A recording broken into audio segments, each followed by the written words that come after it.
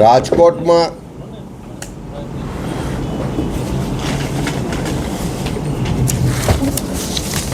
ગુજરાતમાં કાયદો વ્યવસ્થાની પરિસ્થિતિ કથળી ચૂકી છે. ખુલ્લેઆમ ગુંડાઓ બેફામ છે. બુટલેગરો હોય, અસામાજિક તત્વો હોય, એમને કોઈનો ડર ન રહ્યો નથી. અને બીજી બાજુ પોલીસ પર જે પ્રજાને વિશ્વાસ હતો, પોલીસ માટે પ્રજાને જે સન્માન હતું, એને ઓછું કરવાનું કામ પણ કેટલાક પોલીસ અધિકારીઓ દ્વારા અત્યારે ગુજરાતમાં થઈ રહ્યું છે.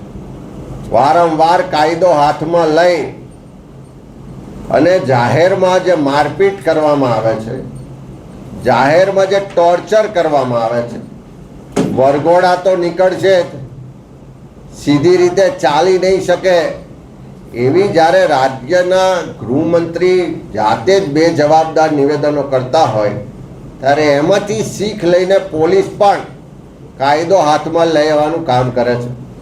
પણ કાયદો બધા માટે સમાન છે અને કાયદો કોઈ પણ પોલીસ અધિકારી કે કર્મચારીને જે આરોપી જે છે એની પર 3rd ડિગ્રી ટોર્ચર કરવાની પરમિશન આપતો નથી. રાજકોટમાં જે રીતે આજે કોળી સમાજના એક યુવાન પર પોલીસ દ્વારા 3rd ડિગ્રી ટોર્ચર કરવામાં આવ્યું ને એને હોસ્પિટલાઇઝ કરવામાં આવ્યો. આજે કોંગ્રેસના અમારા ધારાસભ્ય વિમલ ચુડાસમા, અમારા પૂર્વ ધારાસભ્ય ઋત્વિક મકવાણા કે અમારા ધારાસભ્ય જિગ્નેશ મેવાણીને બધા જ લોકોએ ત્યાં આગળ એ યુવાનની મુલાકાત લીધી અને ત્યાંથી જે હકીકતો જાણવા મળી, ત્યાંથી જે પરિસ્થિતિનું વર્ણન એ યુવાન દ્વારા કરવામાં આવ્યું કે ત્યાં ડીસીપી તરીકે જે બાંગરવા છે એ જે એમની માનસિક સ્થિતિ હોય પણ તમામ લોકો પર 3rd ડિગ્રી ટોર્ચર કરે છે. એટલે સુધી રજૂઆત થઈ છે કે એને ઇલેક્ટ્રિક શોક આપવામાં આવે છે, એને ગુદા માર્ગમાં પણ ટોર્ચર કરવામાં આવે છે. કેટલાય લોકોને એમના ટોર્ચરને કારણે હોસ્પિટલાઇઝ કરવા પડ્યા.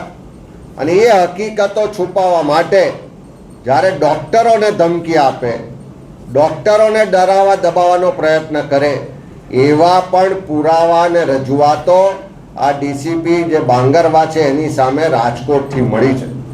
મારે એવા તમામ ગુજરાતના પોલીસ ડિપાર્ટમેન્ટના અધિકારીઓને કહેવું છે કે તમે બધા પણ કાયદાથી ઉપર નથી.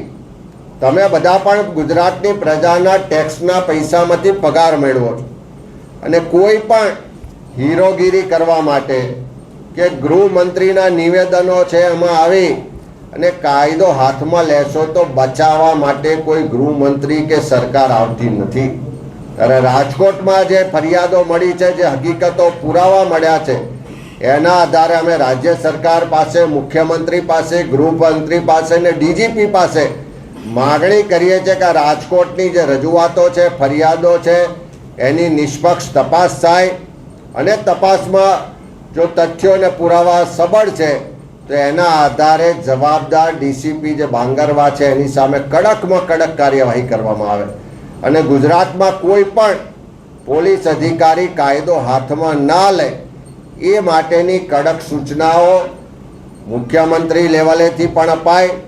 અન્યથા કાયદો કોઈને પણ છોડશે નહીં અને એવા કોઈ પણ અધિકારીઓ છે જે કાયદો હાથમાં લઈ અને ગુજરાતના કોઈ સામાન્ય નાગરિકોને ડરાવવા, દબાવવા કે રંજાડવાનું કામ કરશે તો એને સામે કાર્યવાહી કરવા માટે કોંગ્રેસ પાર્ટી હંમેશા એ સામાન્ય લોકોનો અવાજ ઉઠાવશે.